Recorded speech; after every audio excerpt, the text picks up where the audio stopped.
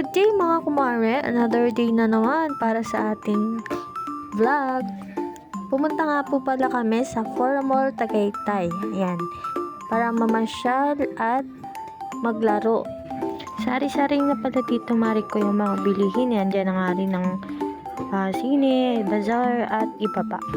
At ayan na nga mari ko, ginukulit-kulit na ako ng aking anak na pumunta kami sa palaruan.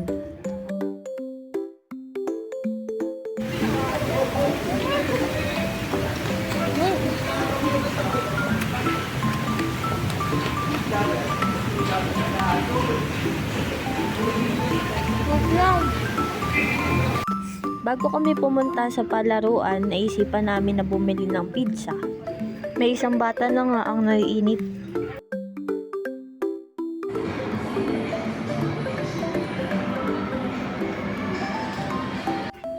And finally, ayan na nga po, papunta na kami sa gusto niyang palaruan. At yan na nga mga mare, kahit nga po hindi pa po kami nakakabili dyan ng token, umupo na nga po si Bolinggit.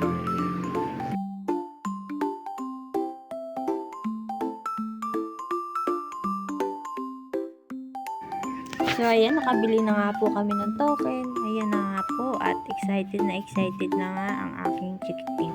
At dito nga mari, sa palaruan namin, makakabili ka na ng 11 tokens sa halagang 50 pesos. Tinulog ko na nga mga mari ang 2 tokens dahil 2 tokens kada isang minutong laro.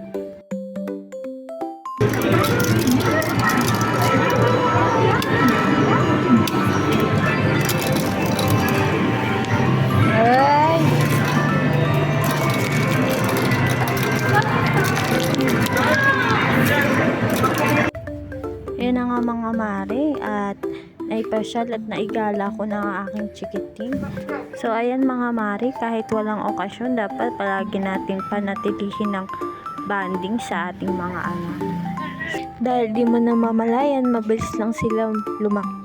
Kaya ayan, treasure nyo ang mga moment na magkasama kayo mga mare.